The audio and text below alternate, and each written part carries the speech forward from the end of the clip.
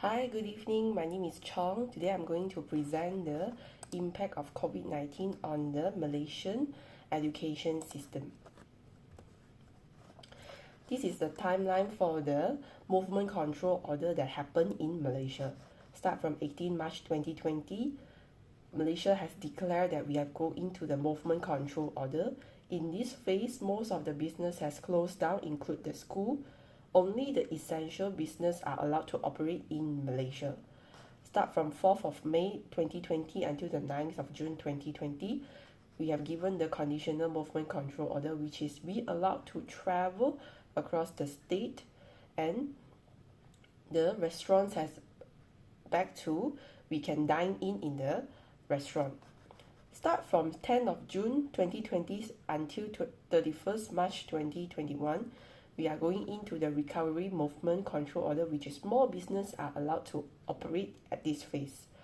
Start from 13 January 2021, actually Malaysia has started the MCO for second time, and also at the same time we are doing the National Recovery Plan.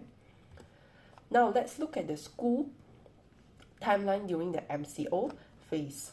So when the first MCO starts, the schools are closed down. So the schools are allowed to open in mid-July 2020 as the case numbers has dropped. But at that time, government only emphasized on the school leaving examinations students, which is the SPM students, STPM students. Then next is after the school opened for a few months, start from 14 October 2020, the schools in Selangor, Sabah, Kuala Lumpur and Putrajaya were shut again due to the rising infections happened in the states. Then on the 9 November 2020, the school shut down nationwide until end of the school year. Then start from 11 January 2021, Malaysia has declared the second MCO. Then the school allowed the physical school sessions begin for those who are sitting for the school leaving examinations, especially the SPM and the STPM leaver. Start from the 1st of March, the students in Malaysia return to schools in phases.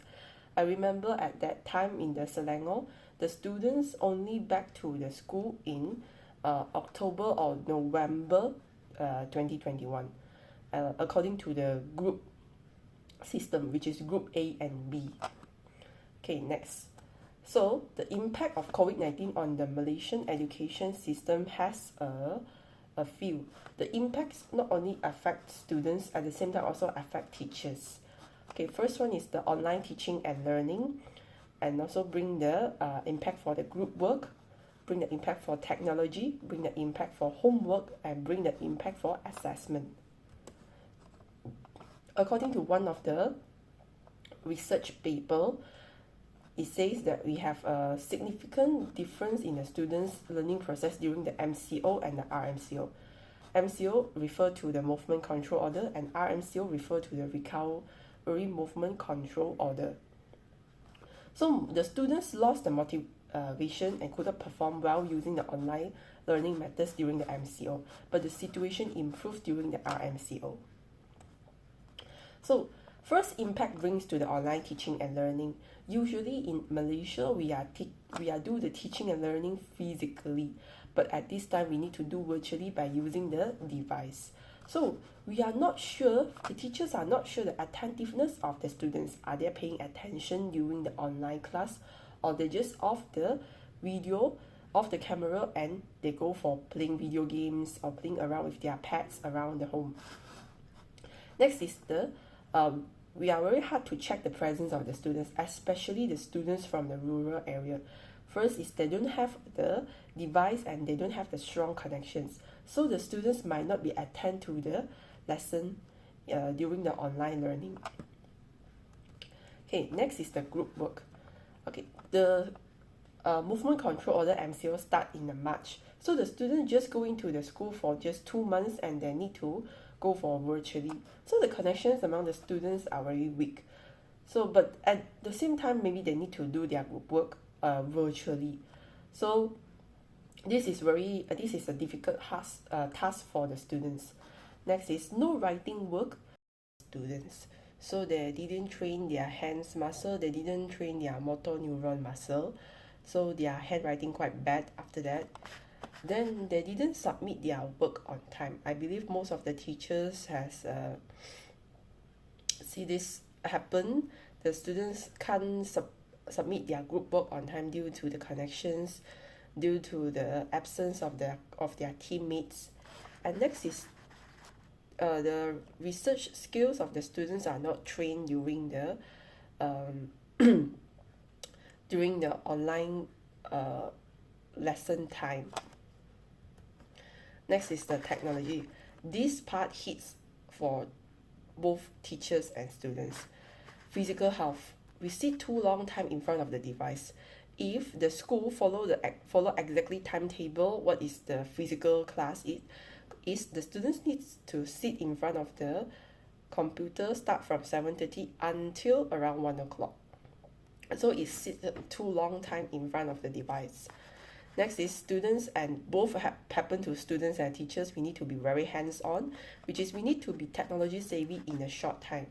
I remember at that time our Prime Minister announced that we have to be MCO start from 16th of March, but another 2 days later, around 18 March, we have to start using online. We have to start using online platforms to conduct the lesson. Next is the mental health. The student lost their social skill during the online learning. This is even though technology helps to connect us from people all around the world, but the students didn't train to social face-to-face. So they may be very confident social using technology, but when they come to the face-to-face, they are quite weak on that. So last two is the homework and the assessment.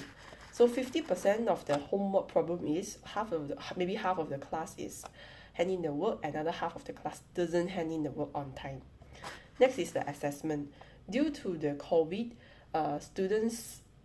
government has abolished most of the exam, especially for UPSR and PT3. Government only remain SPM and STPN exams. So this is, for me personally, is not a healthy practice for students because they have never undergone any major exam before SVM. So this is not a good practice for them. So these are my references on this presentation. So that's all. Thank you.